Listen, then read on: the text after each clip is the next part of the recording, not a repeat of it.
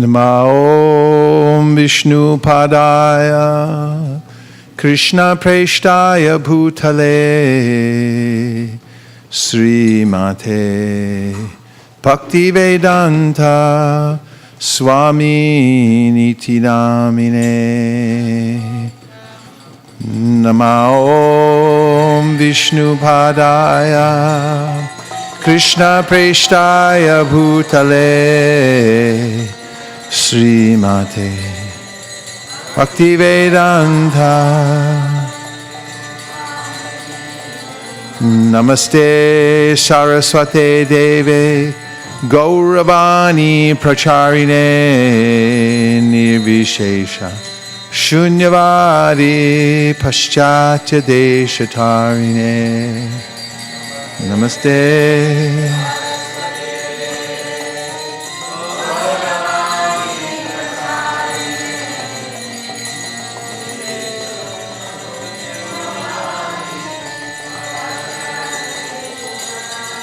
Jaya Shri Krishna Chaitanya Prabhu Nityananda Shri Advaita Gadadhara Shivasari Gaura Bhakta Vrinda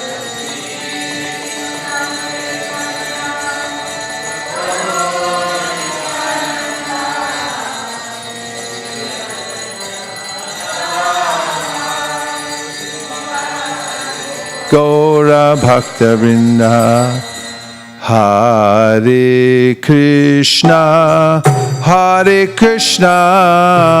Krishna Krishna Hare Hare Hare Rama Rama Rama Hare Hare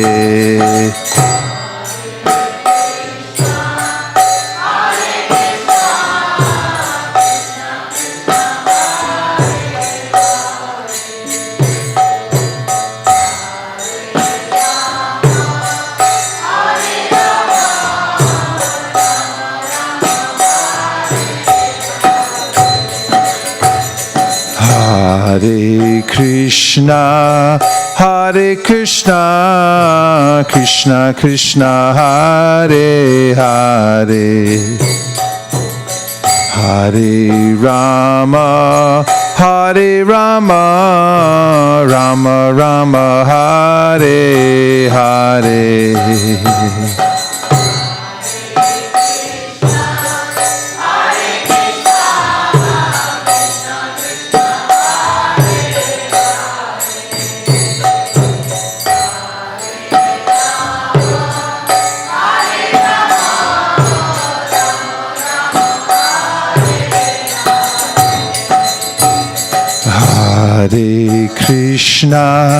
Hare Krishna Krishna Krishna Hare Hare Hare Rama Rama Rama Hare Hare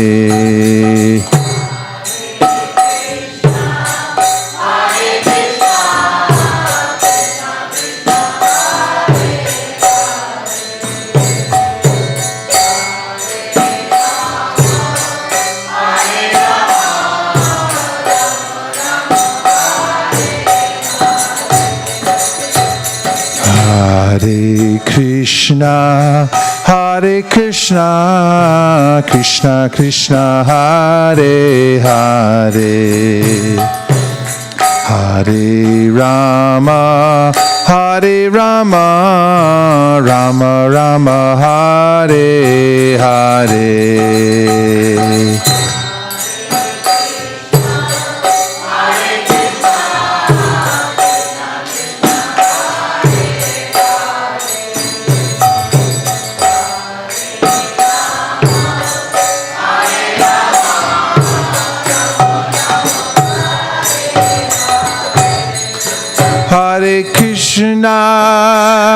Hare Krishna Krishna Krishna Hare Hare Hare Rama Hare Rama, Rama Rama Hare Hare.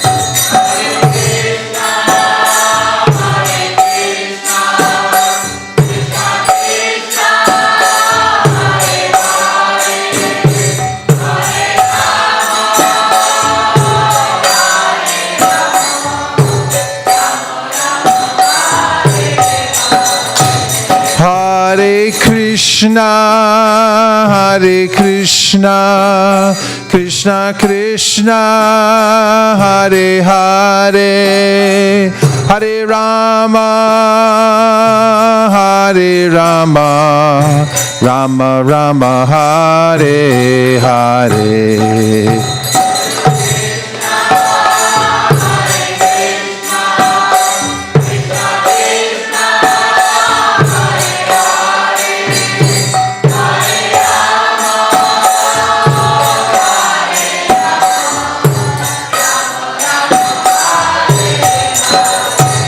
Hare Krishna, Hare Krishna, Krishna Krishna, Hare Hare, Hare Rama, Hare Rama, Rama Rama, Hare Hare.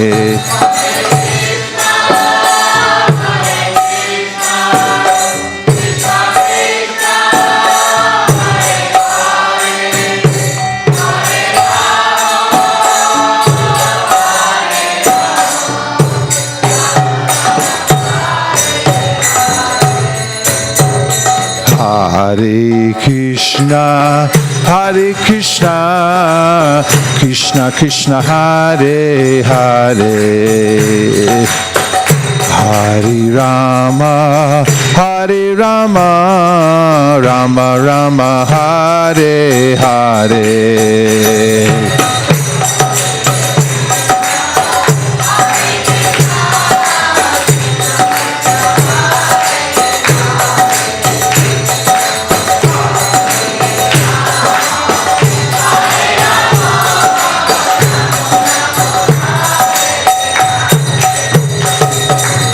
Hare Krishna, Hare Krishna, Krishna Krishna, Hare Hare,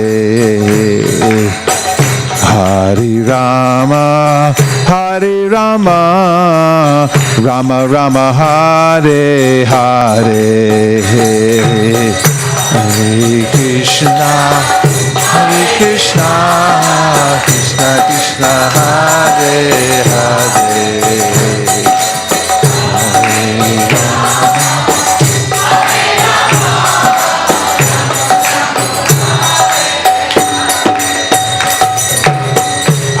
Hare Krishna, Hare Krishna, Krishna Krishna, Hare Hare, Hare Rama, Hare Rama, Rama Rama, Hare Hare, Hare.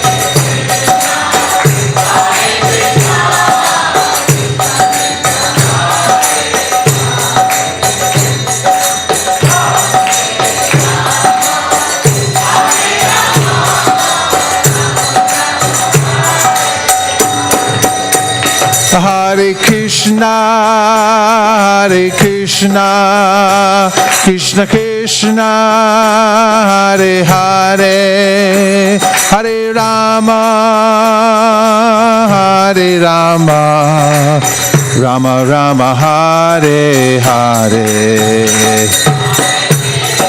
Shamalangi.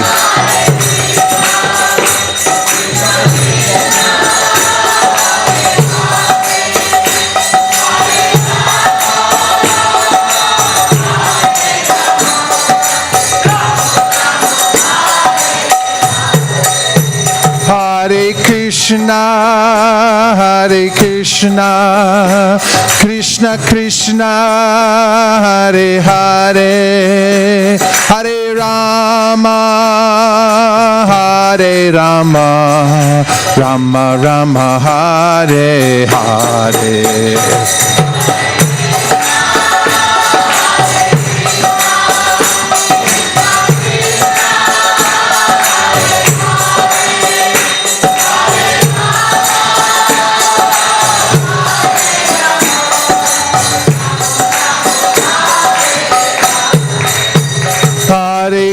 Krishna, Hare Krishna, Krishna Krishna, Hare Hare, Hare Rama, Hare Rama, Rama Rama, Hare Hare.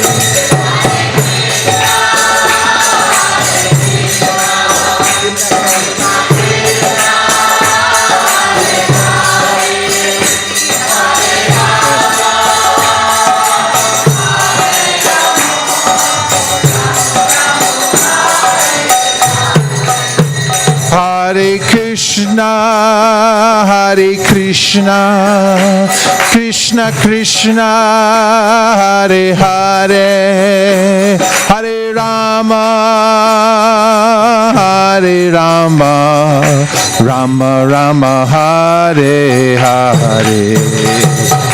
Krishna, Hare Krishna.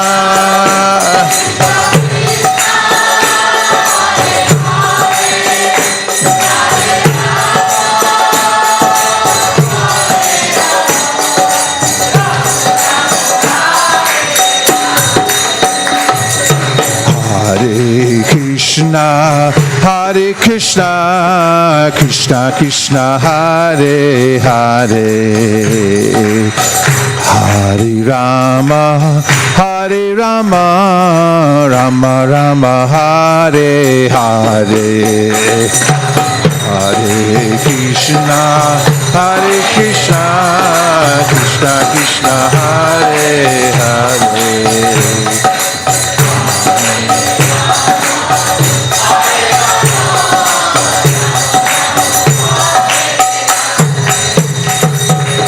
Hare Krishna, Hare Krishna, Krishna Krishna, Hare Hare, Hare Rama, Hare Rama, Rama Rama, Hare Hare, Hare Krishna, Hare Krishna, Krishna Hare Hare, Hare Rama, Hare Rama, Rama Rama, Hare Hare.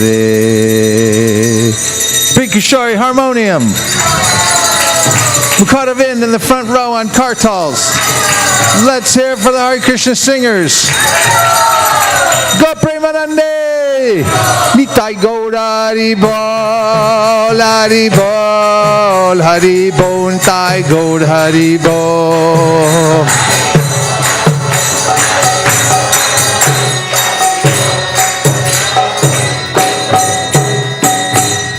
Gaur Premanande. Om Ajnanatimidandasya Jnananjana Shalakaya Chakshurun Militam Dena Tasmai Shri Gurave Namaha. Nama Om Vishnu Padaya Krishna Preshtaya Bhutale Srimate Bhaktivedanta Swaminiti Namine. Namaste Saraswate Deve Gauravani Pracharine Nirvishesha Shunyavadi Paschatya Deshatarine Jaya Shri Krishna Chaitanya Prabhu Nityananda Sri Advaita Gadadhara Shivasari Gaura Bhaktivinoda Hare Krishna Krishna Krishna Hare Hare Hare Rama, Rama Rama, Hare Hare. Mukadavind, can you bring this table back, please? Today I'm reading from the Srimad Bhagavatam. A title which we gave to the idea for today's talk is How to Turn Matter into Spirit. And we are given some very useful, practical instructions in the 5th chapter of the Bhagavatam. That is the 1st canto, 5th chapter, by Sri Narada Muni, who instructs who instructs Srila Vyasadeva about how to, first of all, benefit people in general in the best way. And the way he describes that as by very specifically describing the Supreme Personality of Godhead, Sri Krishna. It hadn't been done completely enough, even though he had compiled the Vedas, and he was feeling incomplete.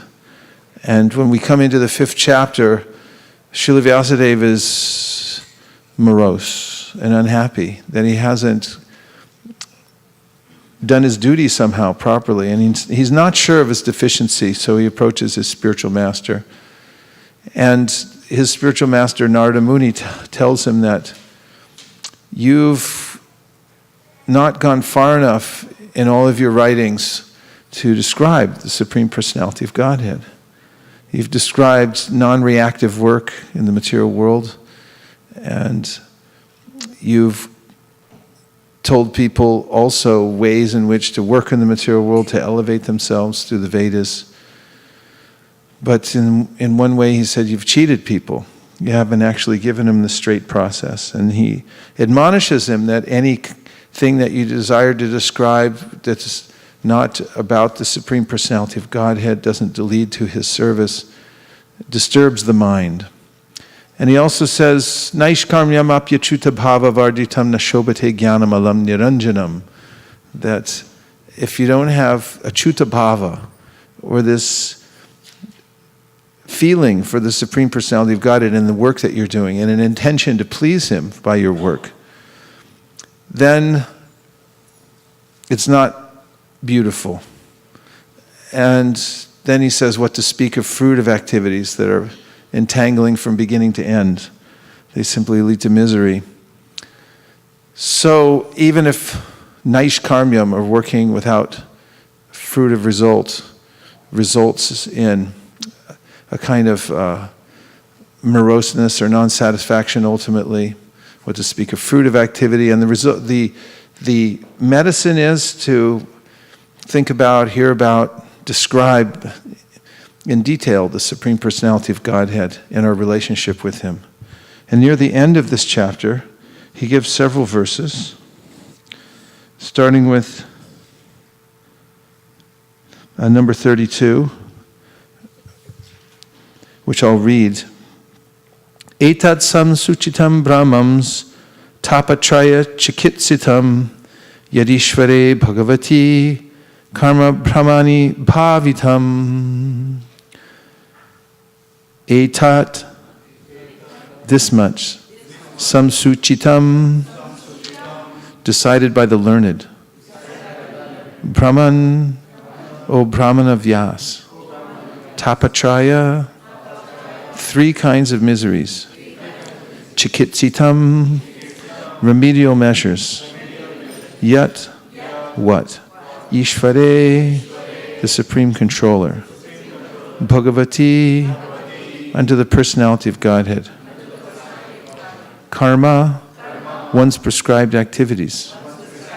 Brahmani, unto the great. Bhavitam, dedicated. Translation, O Brahmana Vyasadeva, it is decided by the learned that the best remedial measure for removing all troubles and miseries is to dedicate one's activities to the service of the Supreme Lord, Personality of Godhead, Sri Krishna. Let's say together, O Brahmana Vyasadeva, is decided by the learned that the best remedial measure for removing all troubles and miseries is to dedicate one's activities to the service of the Supreme Lord, Personality of Godhead, Sri Krishna.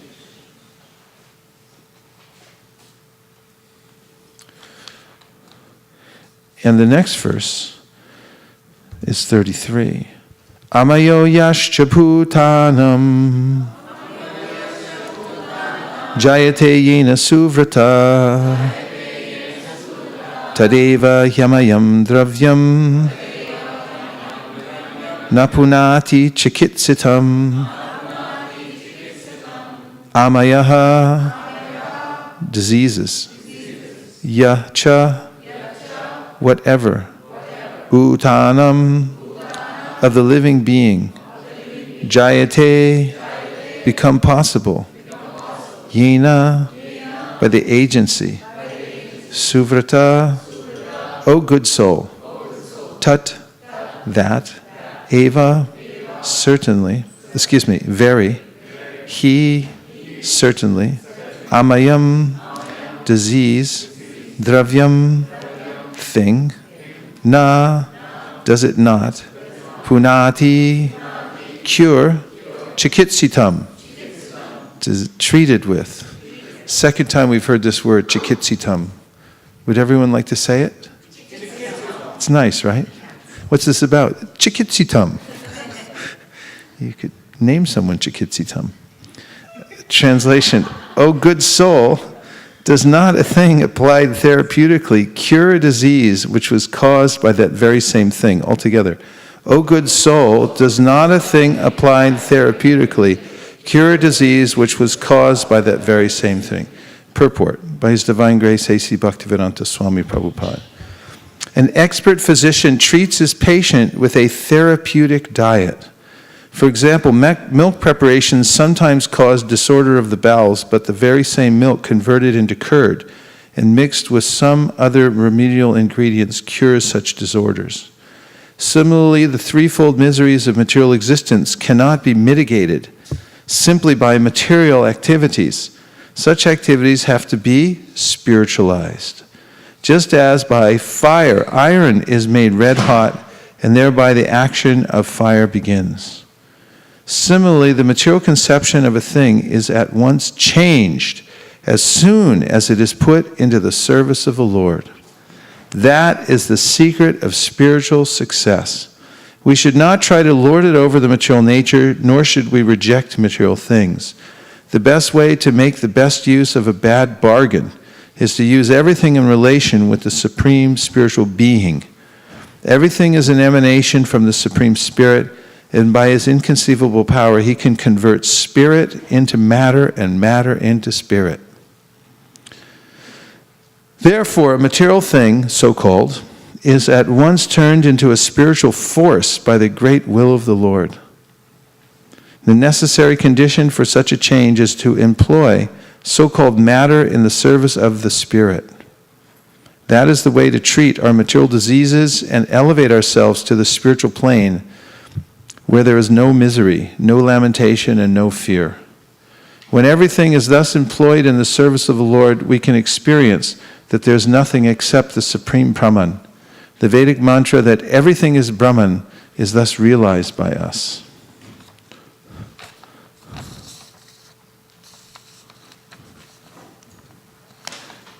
So the chikitsita means remedial measure. So it means that I'm overcoming some disease. And in speaking on these verses, Prabhupada remembered a time in India when he heard a story or saw it for himself. He didn't clarify that a young man, the son of his father, who had been at his father's deathbed, when the father made a final request that I have a debt to pay to one of my colleagues, and you please liquidate that debt after my departure.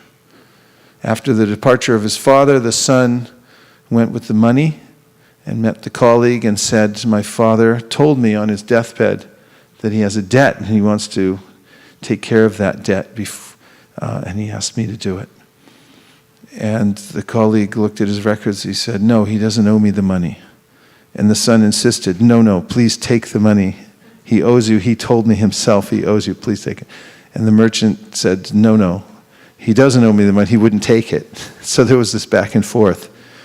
And Prabhupada mentioned that. He said, this was India. And he said this was based on an understanding that if I leave a debt, if I cheat someone of their rightful property, then in the next life I will owe them 4 times. The law of karma. I'll have to pay them back 4 times next life. And because people were aware of the continuum that we're living in, and not just concerned with the compartmentalized lifetime that we're in now, they were very concerned with living in a nonviolent way, not cheating others, and so forth. However, then Prabhupada pointed out that even at that time, I think President Nixon was in office, and all of you are too young to remember President Nixon, but he ended up being a cheater. I mean, didn't end up, he was a cheater, he just got caught later on trying to send his men to break into offices and steal information from the other party to be used against them and so forth. It was a great violation, and he was impeached and in ignominy kicked out of office. And Prabhupada, obviously everyone was aware of that. Prabhupada was very much aware of current events, world affairs, and so forth, although he didn't study them minutely. You know, he kept up on them, and he even wrote about them very specifically in his Back to Guided magazines before he came to America. There were topical articles related to the world and the direction it was going in relationship to the need for Krishna consciousness. And in this particular case, he said now, because even the leaders are cheating, yad yad acharati shreshtas tad evi taro janaha. He said when a leader sets an example, then people in general follow, and it's natural that everyone will say, well, he did it, so I can do it too, so it doesn't matter. And Prabhupada said, therefore, we have a whole society of people who don't value the truth, and they'll cheat for various reasons. They'll cheat the government, they'll cheat others for some temporary gain, and not aware of the fact that you can't cheat anybody but yourself ultimately, which was the ethic before that. And so this causes difficulty in people's lives. This is a kind of vikarma. People become caught up in the reactions of their own cheating and their own disobedience to Shastra. Shastra gives us the proper orders in order to live in the world in a harmonious way. Jagnartat kamano natra lokoyam karma bandhana tadartam karma konteya mukta sangha samachara. There's a way in which one can work in this world under the direction of Shastra, and then one's work will become beneficial to oneself and to others, to the environment even. I just heard yesterday that the Pope came out with a very strong statement. Actually, it's unprecedented for a Pope to say such a thing, that he said the sin of our time, the sin of humanity is against the environment, how we've polluted the environment because of our wanton desire and pursuit of sense gratification and so forth. And he said this is a sin against nature, which is God's green earth and so forth.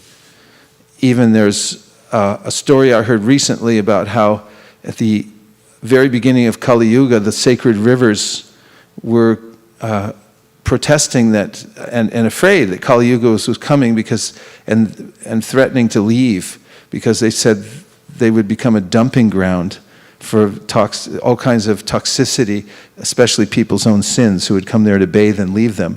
Little did we know that would also conclude, it would also lead to a complete disregard for their sacred nature, and industries and governments and would organize things in such a way that toxic chemicals would be poured into them, what's the speech of sewage and all kinds of other things. This is sort of the product of Kali Yuga, not considering the consequences, living only for the momentary idea of what's good for me right now. And there are implications in nature because of that, and one becomes entangled, and the modes of nature tighten on one, and one becomes restricted in one's activities and actually has to be punished, and this is what's called tapatraya. Tapatraya chikitsitam means that there's a need of a remedy for all this. And Prabhupada, in describing these verses, also refers to the great banyan tree of the material world in the 15th chapter of the Bhagavad Gita, which is always good to remember, to keep in mind where we are. And he describes how this world is a tree, and it's so vast that we can't see its end and we can't see its beginning. Just as when we're born, we don't know where we came from and we have no idea where we're going. It's hard to even guess. And in the meantime, we're restricted to a certain area of the earth for the most part. It's hard to go anywhere. And because of our previous karmas, we're locked into a certain kind of work and so forth. And we're forced to suffer or enjoy various kinds of reactions that come to us because of our previous karmas. And so Krishna advises Arjuna in the Bhagavad Gita that you have to cut down the tree. And so these verses give a practical way of cutting down the tree, because it sounds a little bit scary, this idea of cutting down the tree. When we talk about this verse, Narupamasye hatatopa labhyate nanto nachadir nachasam pratishta ashvatamenam suvaruda mulam asanga shastrena jidena chitva. Cut it down. Everyone's like, what do you mean? I got to give something up to do this? I thought spiritual life was nice. I don't want to give anything up. So Narada Muni is describing how we're working, and that work may be not properly motivated, and that's the problem. But the same work, the same activities, the same paraphernalia that we have now doesn't have to be tossed out the window. But it can be, we can remotivate ourselves. And we can rededicate the things that we have for a better purpose, a higher purpose, the real purpose for which they exist. And by doing that, we'll solve the problem. That's called chikitsitam. Using whatever we have now, whatever has entangled us in the tree of work, in the tree of karma, to become free from the tree of karma. So he's saying here that everything you've done so far, everything that you have so far, can simply be readjusted in such a way that it becomes medicinal. And now, Prabhupada gives the very clear analogy in the purport about milk. It's one thing, but it can be overindulged. We can overindulge ourselves on milk products like, name a few, Rabri, Sandesh. Although I think it would be hard to overindulge on Sandesh. But in any case, Rasgulla. And I tried once on gulab jamuns. I once ate 84 gulab jamuns when I was a young man. And I'm here to speak about it.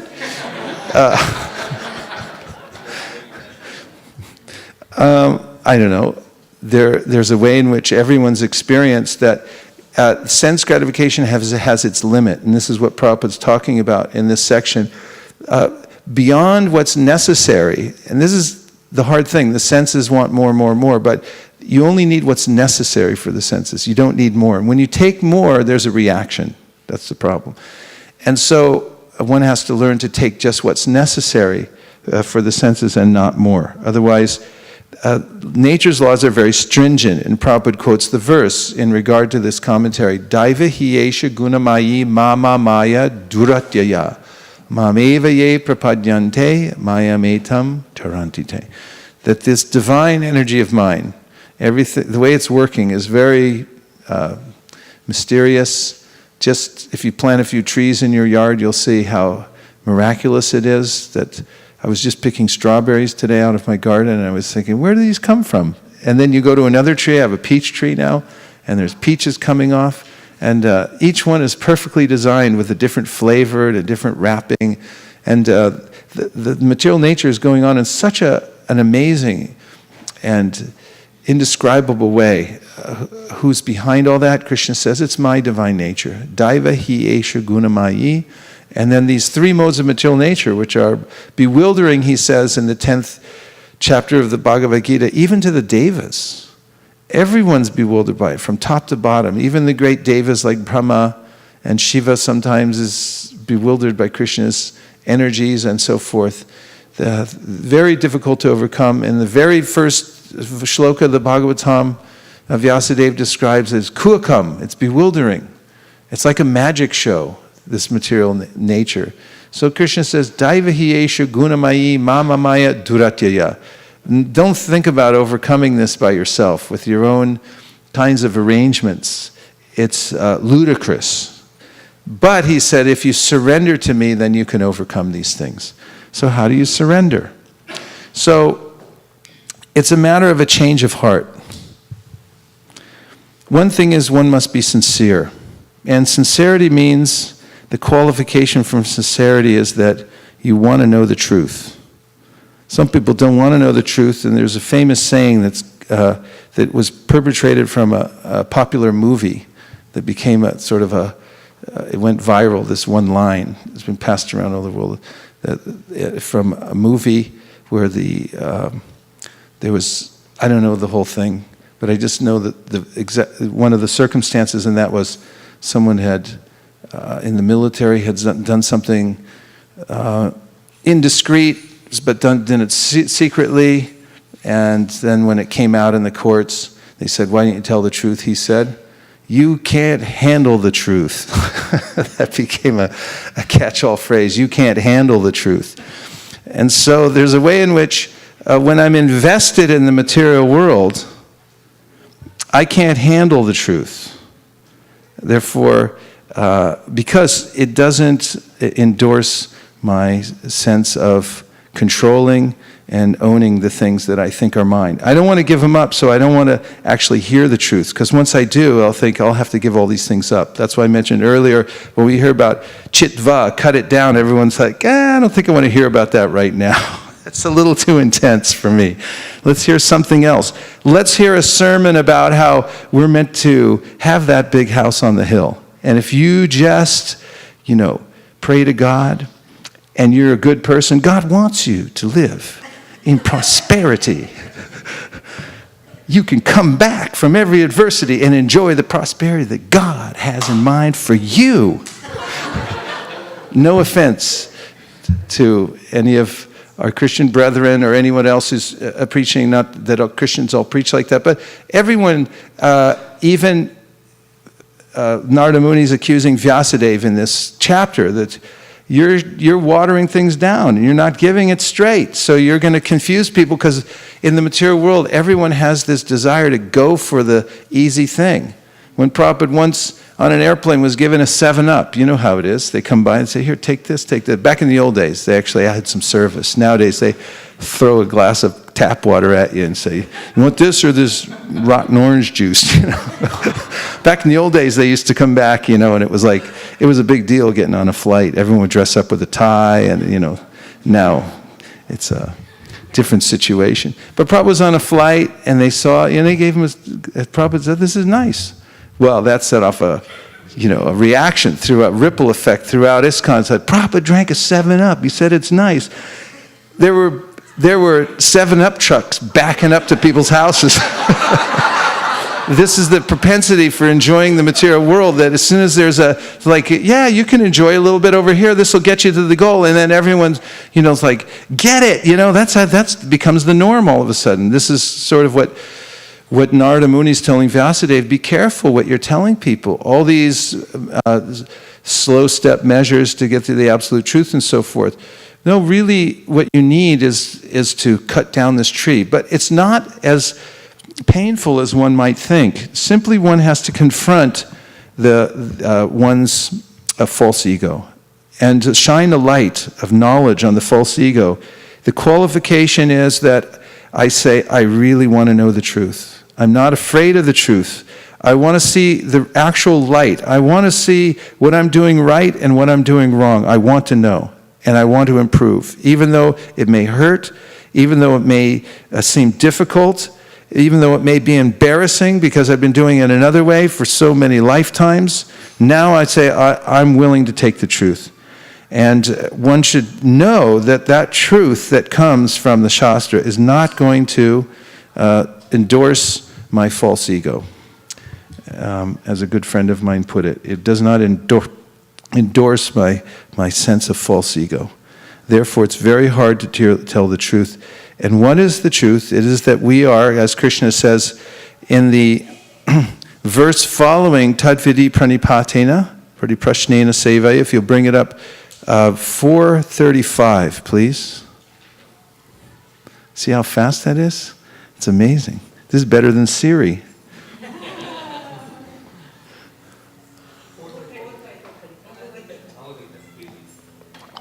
435, Siri.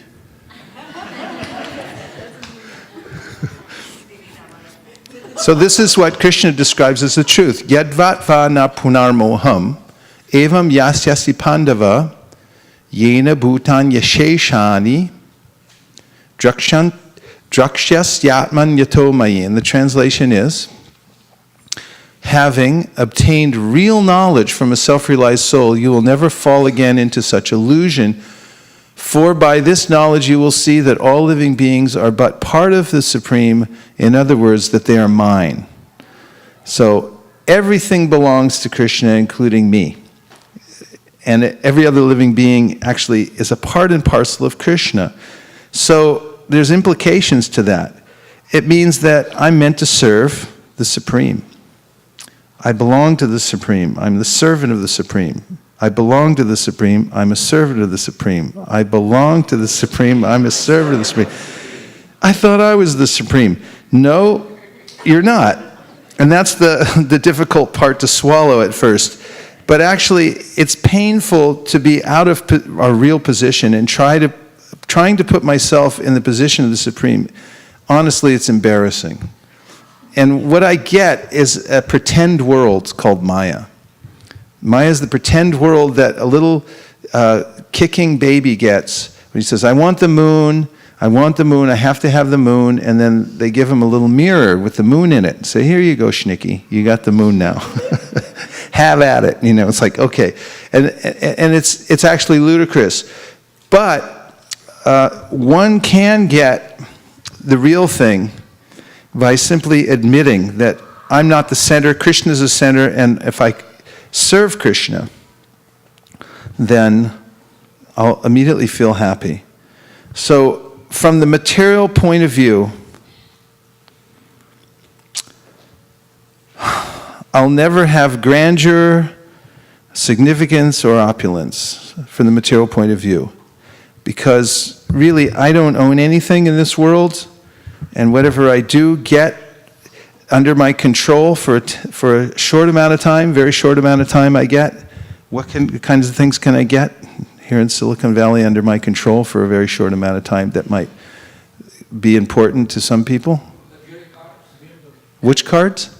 Luxury cars. A luxury car you might get. What else? A job? That's very temporary.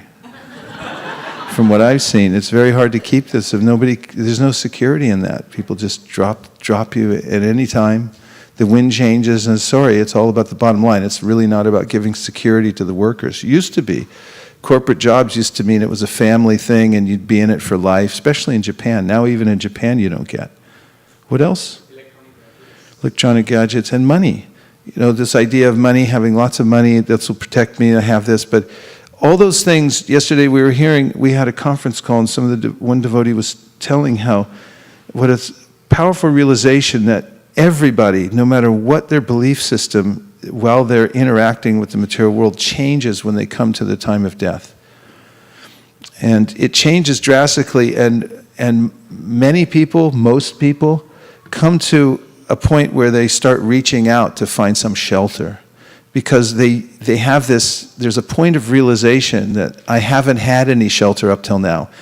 It's a mental construct that I have shelter now, and that I think that my money, my position, my reputation, my physical prowess is some kind of shelter. Early on, and throughout the Bhagavatam, Shukadeva Goswami tries to dispel us of this illusion, this illusory idea that you have some shelter in the material world. Story after story after story of great kings, of people who should have shelter because they have everything else, and evaporated in a moment, and reversals of fortune within a moment, or not getting exactly the opposite of what you want, like King Vena, who came as the son of Anga. And Anga was a pure devotee, but he got a bad son, really bad son, to say the least. So if it can happen to him, Shukadeva is showing it can happen to anybody in the material world. Don't take shelter of this material world. Deha patra kalataradeshu atmasainye susatsapi. Tesham pramatonitanam pashyanapi na pashyati.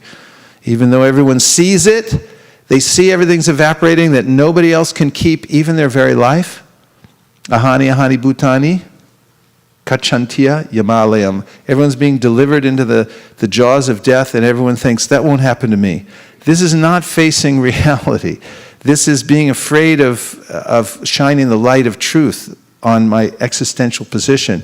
But when I take the courage to shine the light of knowledge on my real position, and I understand that I'm not significant from the material point of view.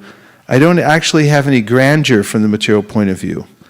I have nothing, ultimately, from the material point of view. Then where do I live? Where do I go? What do I do? What is my real occupation? And the answer is coming in these verses. By hearing the Bhagavatam, by hearing these instructions, one becomes inspired to become the servant of Krishna. Now, there's great value in that. This is medicine for the soul, because the anxieties and desires that everyone has in the material world, from Lord Indra down to the little ant on the ground, are connected with the false ego. That is identification with the idea that I'm the enjoyer and I'm the controller. Subtly or grossly, in one way or another, even if I'm into charity work or anything else, in this material world, there's this conception that I'm the enjoyer and that I'm the controller. And it's dominated by the three modes of material nature.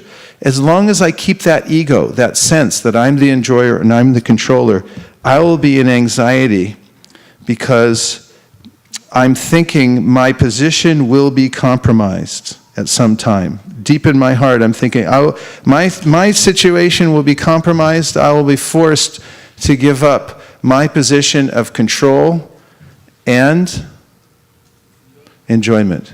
It'll come to an end. Adyantavanta konteya nateshu ramate buddhaha. Krishna says in the Bhagavad Gita, an intelligent person, is it too hot in here?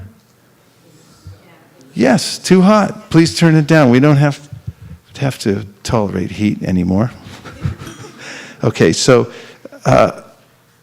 he says, Adyantavanta konteya, an intelligent person doesn't try to hold on to these things that have a beginning and an end.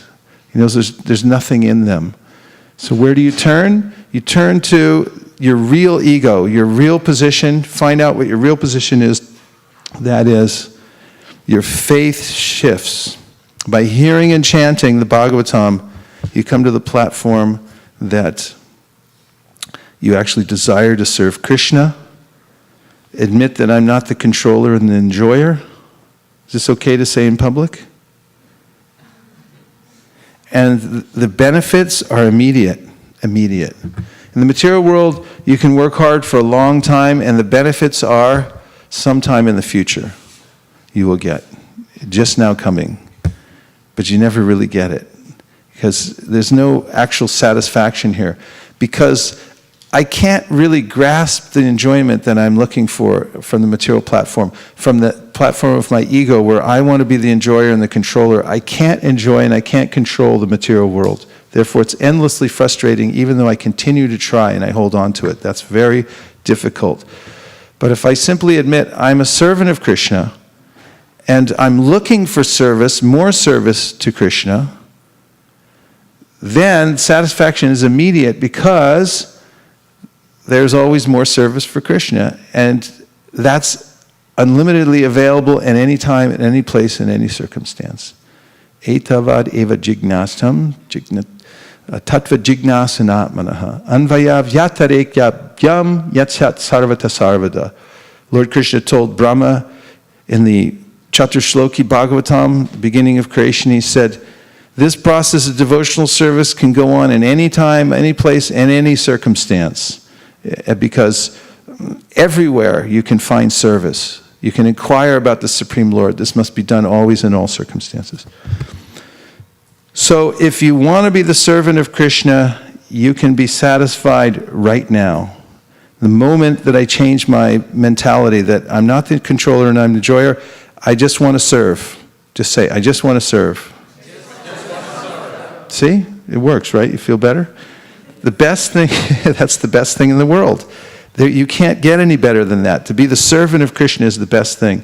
And that's the only platform that's free from this maya, this duality that gives me anxiety and problems. So this is chikitsitam. the change of heart, the change of mentality in my work. So it doesn't mean you give up your work, it doesn't mean you give up your boss, it doesn't mean you give up anything. It just means you give up your sense that I'm the controller and I'm the enjoyer. And then, as Narada Muni is saying here, if you go on doing what you're doing now, but you change the intention for which you're doing it, then everything else will change around you. Krishna becomes the center.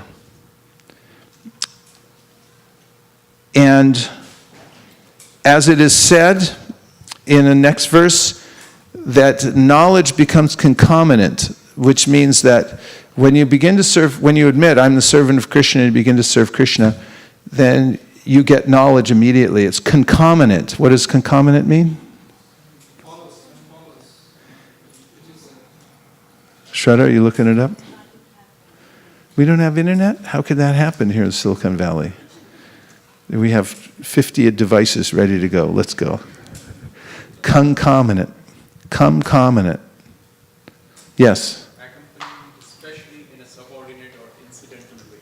Accompanied especially in a subordinate and incidental way. Origin is Latin, concomitant. Latin is origin, concomitant. Present participle of concomitatory, to accompany. To accompany. It accompanies, when you say, I'm a servant of Krishna, then knowledge accompanies that. It comes right along with it, because when I act in my constitutional position, then automatically I see things as they are. And then I'm not in illusion anymore. And when I try to be the controller and the enjoyer, then immediately I see a shadow.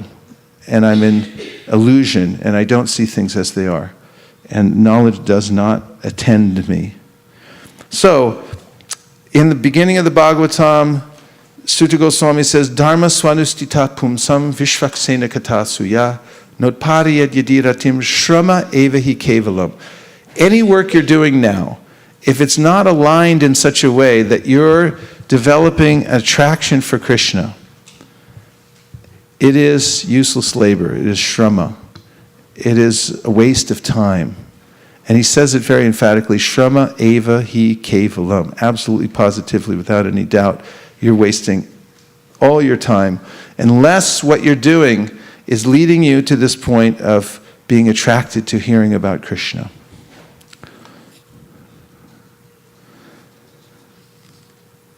So many examples about matter into spirit. I promised I'd talk about how to train matter into spirit, and it's like a magic show.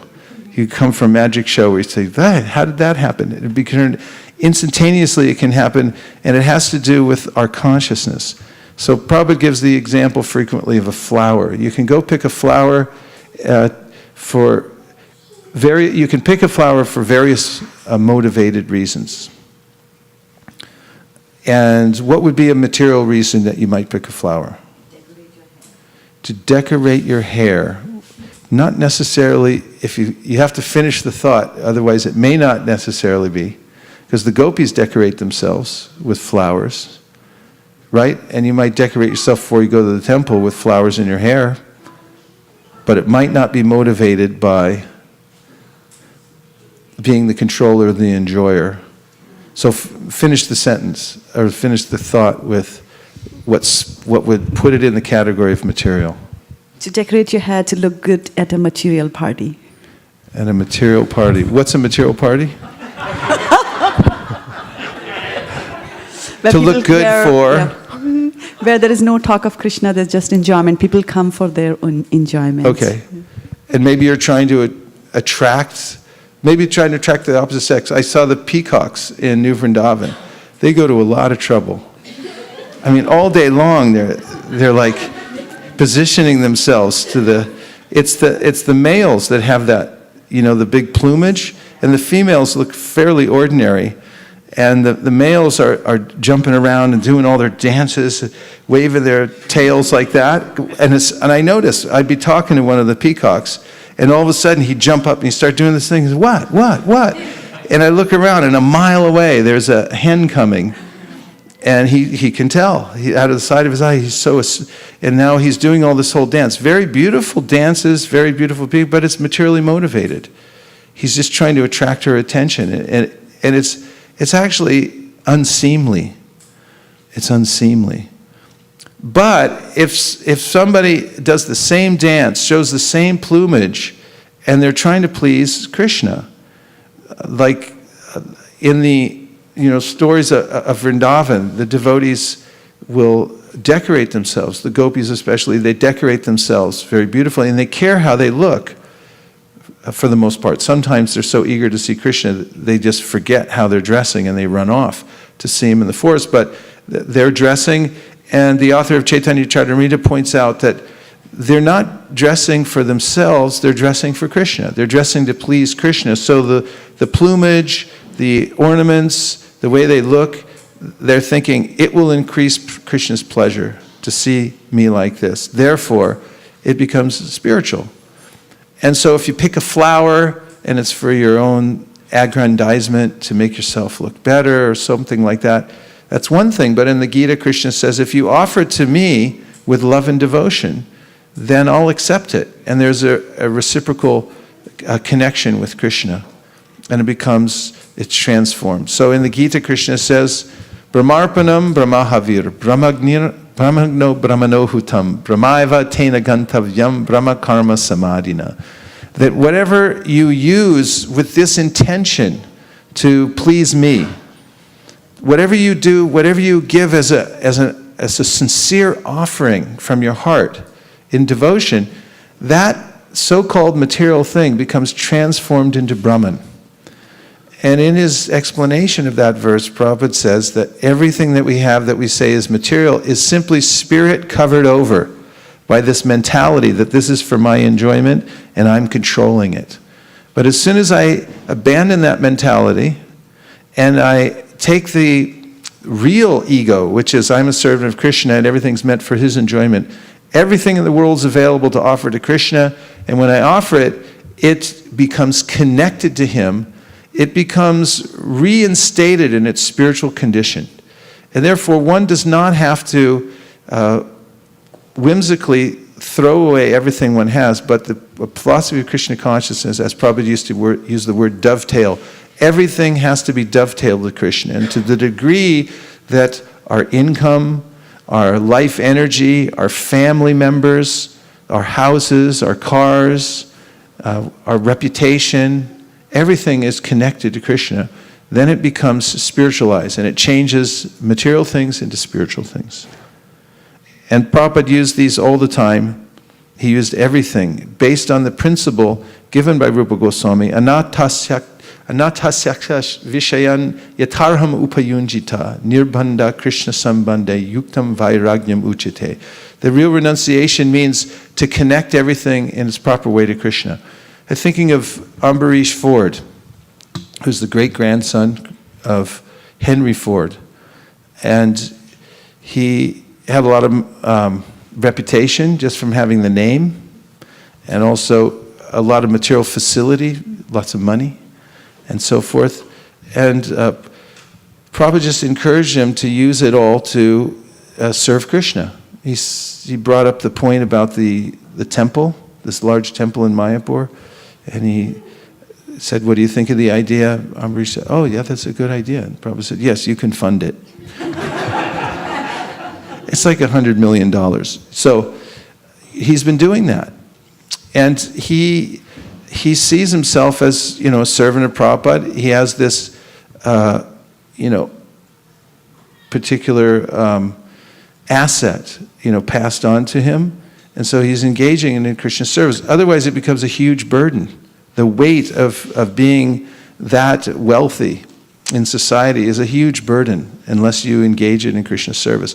But even the tiniest things that are what we consider our assets, which are left unengaged in Krishna service, weigh us down and become the cause of great anxiety. So the solution is that one should, as Narada Muni says here, used everything therapeutically.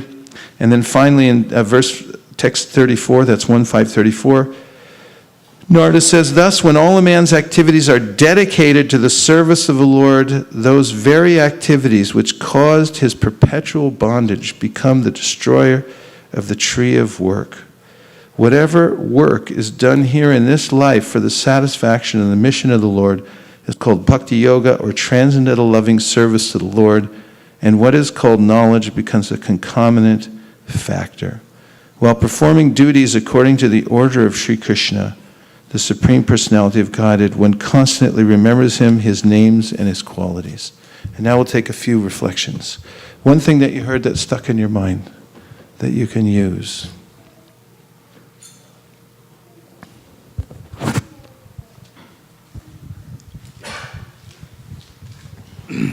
Yes. So I was also, the recent conversation, the last part, which you mentioned about the peacock, which came into my mind.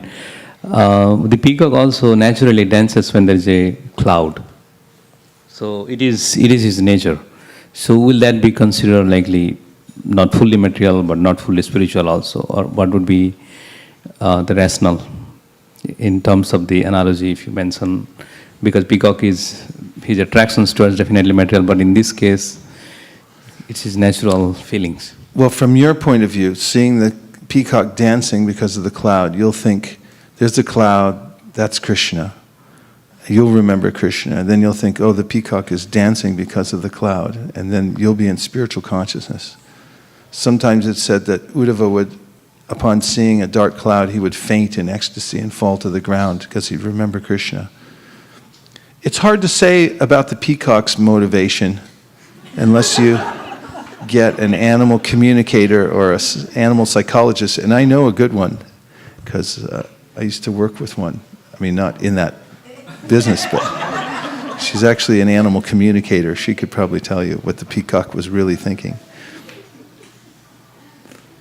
But in Vrindavan, all the animals are fully conscious. It's not that they're attached just to eating, sleeping, mating, defending, and that they interact with nature because of those motivations. But in Vrindavan, all the plants, the creepers, the birds, every animate or inanimate object actually is fully conscious of Krishna, and their only reason for existence is to help to orchestrate the overall happiness of Krishna in his relationship with his devotees. That's a really nice question, though. Reflection. Yes? I had a reflection, Prabhuji, when you talked about being a wealthy is a burden. So I see, in my, probably in friend circle before my devotional service, either it's about like increasing the wealth or to protect it. Or when like to talk about retirement, okay, that whatever the life standards they have achieved from what they were while in the younger age or in school days. Now it's been like how to maintain it, and it's like keep a constant burden onto the mind. Okay, if the job goes away, if my salary goes down, something happened to the industry, so that's always running onto the back of the mind. My EMIs or my mortgage is gonna be stopping, my car or my trips, my vacation, all the leisure activities are gonna stop. How I'm gonna afford all that? So that was, most of them were an extra part of the richness which was coming up, which wasn't present earlier. So that struck a point, and even some up to myself also. When we are working over in the high-paying jobs, if something happens or the richness which is coming up with the paycheck, so that's a kind of a burden always running onto the back of the mind. How I'm gonna afford it, my car, how I'm gonna keep my rent going, or whatever the other factors. So that struck me. If we cultivate gratitude also for the very basic things that how Krishna is maintaining us, then we can overcome some of these anxieties. Really, gratitude is a precursor to devotional sentiments, and Shukadeva Goswami points that out when he shows the universe to Parikshit and said, "This is the Lord's body." And look how he's taking care of everybody so nicely. And then we can also look at ourselves and see the very basic things. The idea that I have some money or I have some position or something like that, it's burdensome because it's on the ethereal, it's on the mental level. It's on the mental platform that I have something. But in gratitude, we can see that Krishna is allowing me to digest every day. And that, as Prabhupada used to say, if you have $1 billion and your capacity is to eat 4 chapatis, that's how much you can eat and digest. That's how much you get. Somebody else may have nothing, but they can eat 20 chapatis and enjoy it much, much more. And so our enjoyment and our suffering is already fixed up according to the body we've taken and the mental strain that it takes to try to enjoy and control everything in my purview is what really causes the anxiety. And you've given a lot of kind of detail of what that's like, and it's very helpful. A couple more, yes. Harivamsha, then Mukharvind. Hare Krishna Prabhuji. I really like the point about what you said, that we are not ready to know the truth. I was reading having a discussion with a friend, and about a kind of a progressive growth in material life. The quote came upon that we are really struggling and not progressing because we don't know our goal, and that is only stopping us. So in one sense, we are really fortunate that Prabhupada gave us the ultimate goal. We know the hallmark goal, being the servant of the servant, going back to Godhead. But this point is very significant, because if we shy away from the ultimate truth and the ultimate goal, and we don't have the big picture and how we will trade along the path. So that was very nice. Thank you. Yeah, you can't wake up somebody who's pretending to sleep. And if somebody doesn't actually want to know the truth, and you can preach to them, you can say all kinds of things, and it won't penetrate at all, because they're not ready for that. Mukharvind? The point what Harivans Prabhu brought, and what the sincerity definition you have given, that I want to know the truth. That is a sincerity you have in this material world. And also I like the point that you told that how this matter is just covered by the thin layer of that enjoyment, and it's actually spiritual, every matter, but it's just covered by that thin layer of that I want to enjoy and I associate. But if you remove them, then that everything is spiritual. That's what topic. Thank you so much for enlightening that. Thin covering. Yes, Hanspriya. Nice points, Mukharvind. I like what you said, that how our sins affects the environment also. What we? Our sins, like our sinful activities. Our sins affect the environment. It reminds me also the one point you had made in one of the lecture was that how everything, like in our altar, the paraphernalia, everything is a reflection of who we are inside. Yeah. Actually, I still meditate in that point, and I extend it not just to my altar, but everything else around in the house too, so it helps. Prabhupada's desk used to be perfectly arranged. And in fact, his secretary who would travel with him, and he traveled constantly, would always reset his desk wherever he went. Everything was perfectly in its place. Everything was polished, clean, and rightly situated. This kind of not wanting to waste any time anymore. He would be very careful with keys also, because there's always this thing like laziness. I just throw the key down, and then it's like we're driving to the airport and say, you forgot your thing, but where's the key? I don't know. Miss the plane, lose money. Prabhupada was not, he was very careful in dealing with the material energy, knowing that it's very tricky if you don't stay on top of it. In fact, one of his secretaries who told me, Tejas Prabhu, who had a lot of service directly with Prabhupada, he said, accounting means to write it down immediately. This is accounting. Write it down immediately. This laziness that, I'll get it later. Then I'll remember. It's like, you won't remember. You'll be off somehow, or you'll forget it, and then you'll cause difficulty yourself and everybody else. But this Krishna consciousness means that you're attentive to every detail that's going on around you at every minute. So it happens, you capture it right now. You make sure that it gets transferred. You can spot this in people who are very Krishna conscious. They're very careful to take whatever advantage Krishna gives them, whatever facility is giving them, they're good stewards of that. They don't waste it, squander it. Prabhupada was careful about turning lights off when he'd leave the room. I notice this all the time. If they just leave the light and the fan and this and that going, it's like leave the door open, whatever. But it's Krishna's energy. We have to take care of it. It's a reflection of our inner, of our own consciousness, and it comes out into the world. Sometimes, the other day, I noticed sometimes, where was I? I saw a cup on the ground. I was in some neighborhood, and I just saw a cup from one of the fast food restaurants. And I just thought, it causes such discord in the whole environment, one cup, because so ugly. And I looked, and at the very bottom, there was some orange substance that looked almost radioactive. And I was thinking, like, how, first of all, to drive into one of those places and buy a cup of radioactive, hummingbird nectar that'll give you diabetes and stuff. And then when you're done, just throw it out the window on the ground. What's in your heart? What are you cultivating there that you're able to do that? On the other hand, somebody who's Krishna conscious is careful about the environment because he's a servant. He's thinking, this is Krishna's energy, and I have to take care of it. And this is the beauty of being a servant. At every moment, there's something to take care of. There's something to serve and to put into Krishna's service. And so the devotee is always careful and doesn't want to lose any one little molecule. He wants to keep it in the service and not wasting anything. So that's very important.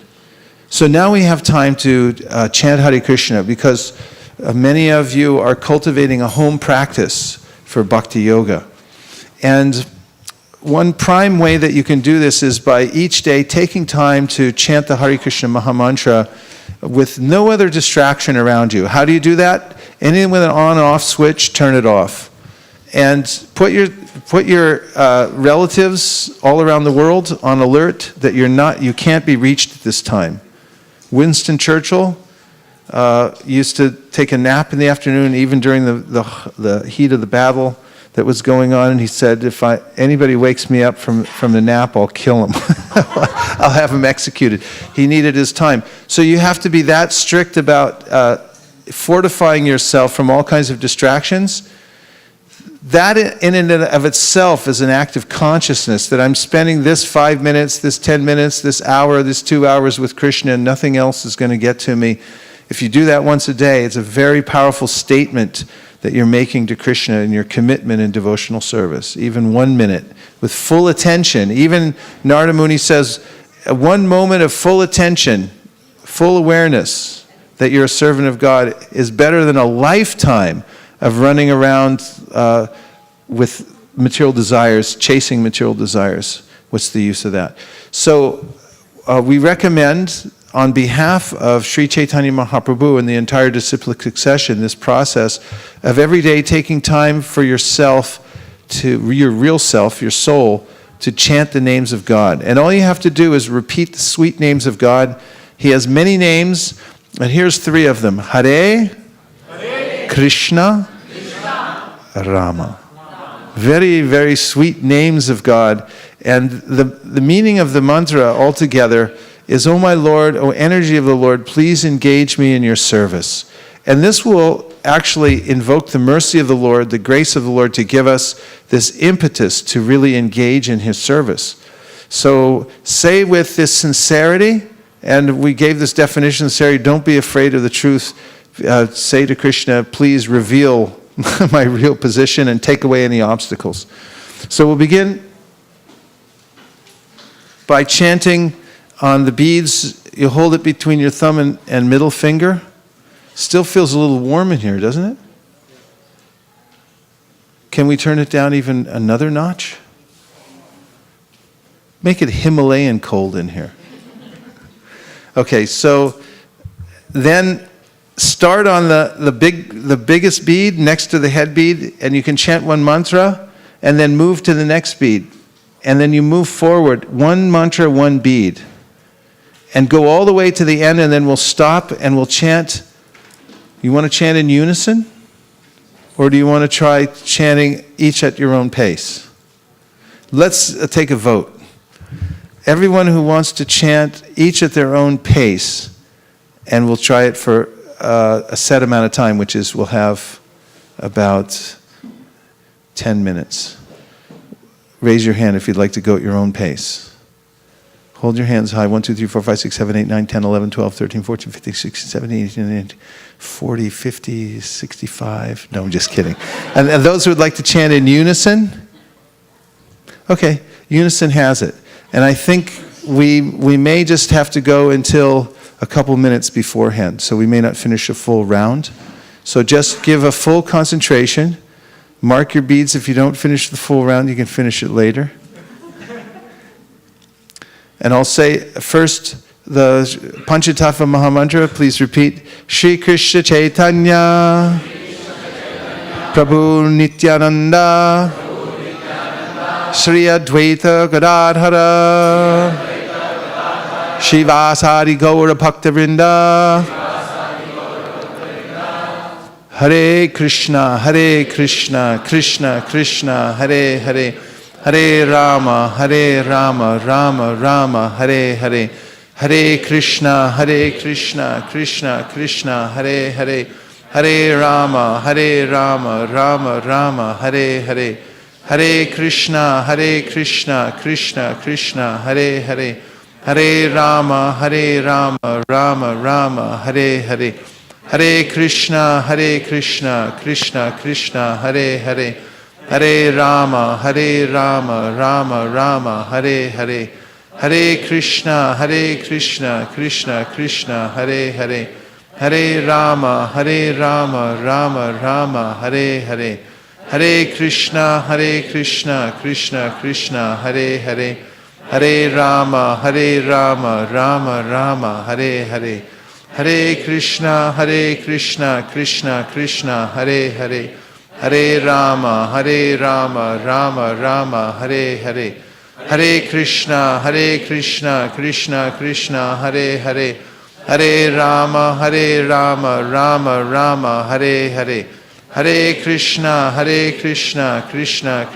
Hare Hare, Hare Rama, Rama Rama, Hare Hare, Hare Krishna, Krishna Krishna, Hare Hare, Hare Rama, Rama Rama, Hare Hare, Hare Krishna, Krishna Krishna, Hare Hare, Hare Rama, Rama Rama, Hare Hare, Hare Krishna, Krishna Krishna, Hare Hare, Hare Rama, Rama Rama, Hare Hare, Hare Krishna, Krishna Krishna, Hare Hare, Hare Rama, Rama Rama, Hare Hare, Hare Krishna, Krishna Krishna, Hare Hare, Hare Rama, Rama Rama, Hare Hare, Hare Krishna, Krishna Krishna, Hare Hare, Hare Rama,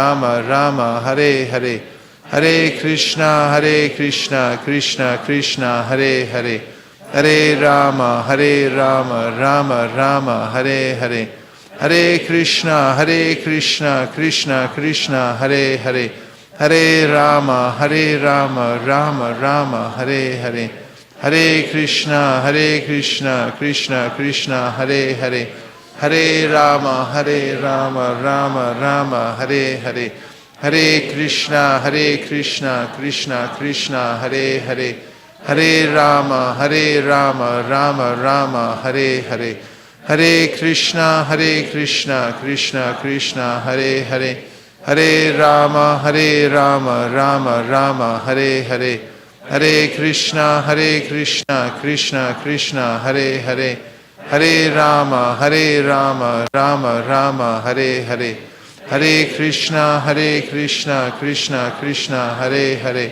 Hare Rama, Rama Rama, Hare Hare, Hare Krishna, Krishna Krishna, Hare Hare, Hare Rama, Rama Rama, Hare Hare, Hare Krishna, Krishna Krishna, Hare Hare, Hare Rama, Rama Rama, Hare Hare, Hare Krishna, Krishna Krishna, Hare Hare, Hare Rama, Rama Rama, Hare Hare, Hare Krishna, Krishna Krishna, Hare Hare, Hare Rama, Rama Rama, Hare Hare, Hare Krishna, Krishna Krishna, Hare Hare, Hare Rama, Rama Rama, Hare Hare, Hare Krishna, Krishna Krishna, Hare Hare, Hare Rama, Rama Rama, Hare Hare, Hare Krishna,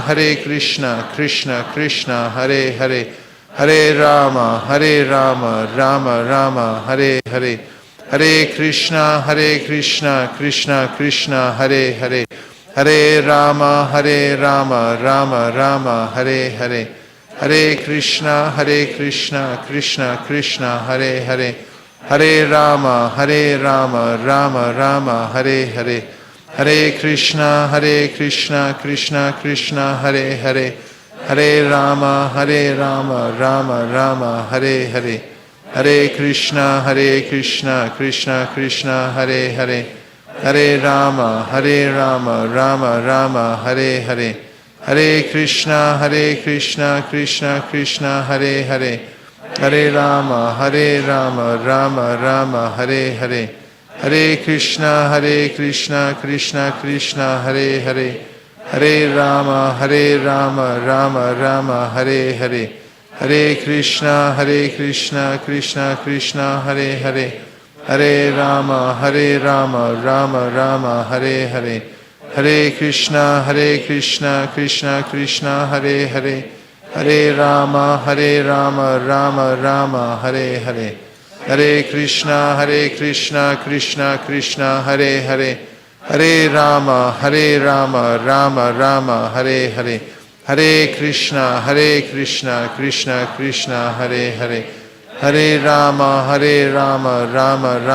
Hare Hare, Hare Krishna, Krishna Krishna, Hare Hare, Hare Rama, Rama Rama, Hare Hare, Hare Krishna, Krishna Krishna, Hare Hare, Hare Rama, Rama Rama, Hare Hare, Hare Krishna, Krishna Krishna, Hare Hare, Hare Rama, Rama Rama, Hare Hare, Hare Krishna, Krishna Krishna, Hare Hare, Hare Rama, Rama Rama, Hare Hare, Hare Krishna, Krishna Krishna, Hare Hare, Hare Rama, Rama Rama, Hare Hare, Hare Krishna, Krishna Krishna, Hare Hare, Hare Rama, Rama Rama, Hare Hare, Hare Krishna, Krishna Krishna, Hare Hare, Hare Rama, Rama Rama, Hare Hare, Hare Krishna, Krishna Krishna, Hare Hare, Hare Rama, Rama Rama, Hare Hare, Hare Krishna, Krishna Krishna, Hare Hare, Hare Rama, Rama Rama, Hare Hare, Hare Krishna, Krishna Krishna, Hare Hare, Hare Rama, Rama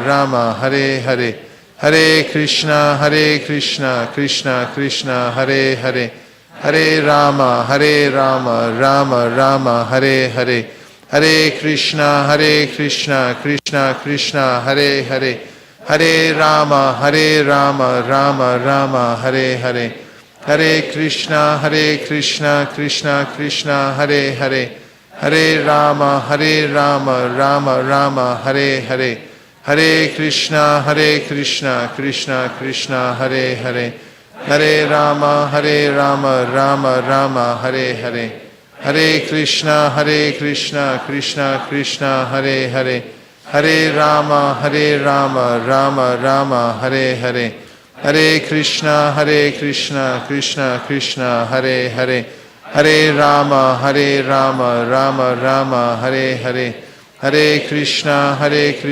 Krishna Krishna, Hare Hare, Hare Rama, Rama Rama, Hare Hare, Hare Krishna, Krishna Krishna, Hare Hare, Hare Rama, Rama Rama, Hare Hare, Hare Krishna, Krishna Krishna, Hare Hare, Hare Rama, Rama Rama, Hare Hare. Hare Krishna, Krishna Krishna, Hare Hare. Hare Rama, Rama Rama, Hare Hare. Hare Krishna, Krishna Krishna, Hare Hare. Hare Rama, Rama Rama, Hare Hare. Hare Krishna, Krishna Krishna, Hare Hare. Hare Rama, Rama Rama, Hare Hare. Hare Krishna, Krishna Krishna, Hare Hare. Hare Rama, Rama Rama, Hare Hare. Hare Krishna, Krishna Krishna, Hare Hare. Hare Rama, Rama Rama, Hare Hare. Hare Krishna, Krishna Krishna, Hare Hare. Hare Rama, Rama Rama, Hare Hare. Hare Krishna, Krishna Krishna, Hare Hare. Hare Rama, Rama Rama, Hare Hare. Hare Krishna, Krishna Krishna, Hare Hare. Hare Rama, Rama Rama, Hare Hare. Hare Krishna, Krishna Krishna, Hare Hare. Hare Rama, Rama Rama, Hare Hare. Hare Krishna, Krishna Krishna, Hare Hare. Hare Rama, Rama Rama, Hare Hare. Hare Krishna, Krishna Krishna, Hare Hare. Hare Rama, Rama Rama, Hare Hare. Hare Krishna, Krishna Krishna, Hare Hare. Hare Rama, Rama Rama, Hare Hare. Hare Krishna, Krishna Krishna, Hare Hare. Hare Rama, Rama Rama, Hare Hare. Hare Krishna, Krishna Krishna, Hare Hare. Hare Rama, Rama Rama, Hare Hare. Hare Krishna, Krishna Krishna, Hare Hare. Hare Rama, Rama Rama, Hare Hare. Hare Krishna, Krishna Krishna, Hare Hare.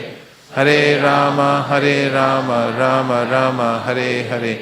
Hare Krishna, Krishna Krishna, Hare Hare. Hare Rama, Rama Rama, Hare Hare. Hare Krishna, Krishna Krishna, Hare Hare. Hare Rama, Rama Rama, Hare Hare.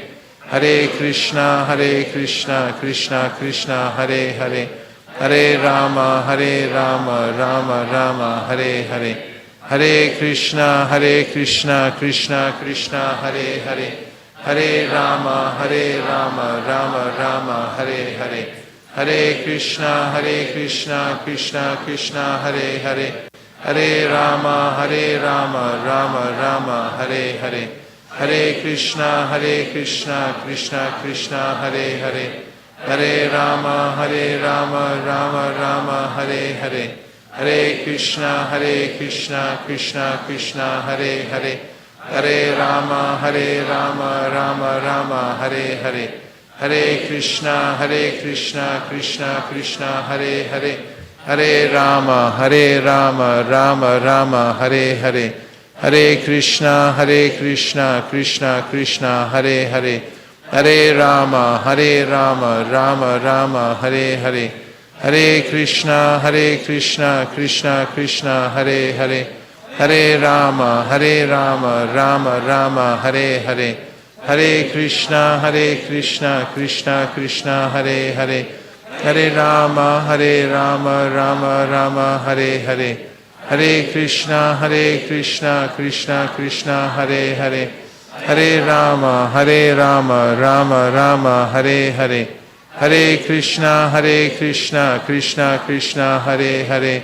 Hare Rama, Rama Rama, Hare Hare. Hare Krishna, Krishna Krishna, Hare Hare. Hare Rama, Rama Rama, Hare Hare. Hare Krishna, Krishna Krishna, Hare Hare. Hare Rama, Rama Rama, Hare Hare. Hare Krishna, Krishna Krishna, Hare Hare. Hare Rama, Rama Rama, Hare Hare. Hare Krishna, Krishna Krishna, Hare Hare. Hare Rama, Rama Rama, Hare Hare. Hare Krishna, Krishna Krishna, Hare Hare. Hare Rama, Rama Rama, Hare Hare. Hare Krishna, Krishna Krishna, Hare Hare. Hare Rama, Rama Rama, Hare Hare. Hare Krishna, Krishna Krishna, Hare Hare. Hare Rama, Rama Rama, Hare Hare. Hare Krishna, Krishna Krishna, Hare Hare. Hare Rama, Rama Rama, Hare Hare. Hare Krishna, Krishna Krishna, Hare Hare. Hare Rama, Rama Rama, Hare Hare. Hare Krishna, Krishna Krishna, Hare Hare. Hare Rama, Rama Rama, Hare Hare. Hare Krishna, Krishna Krishna, Hare Hare. Hare Rama, Rama Rama, Hare Hare. Hare Krishna, Krishna Krishna, Hare Hare. Hare Rama, Rama Rama, Hare Hare. Hare Krishna, Krishna Krishna, Hare Hare. Hare Rama, Rama Rama, Hare Hare. Hare Krishna, Krishna Krishna, Hare Hare.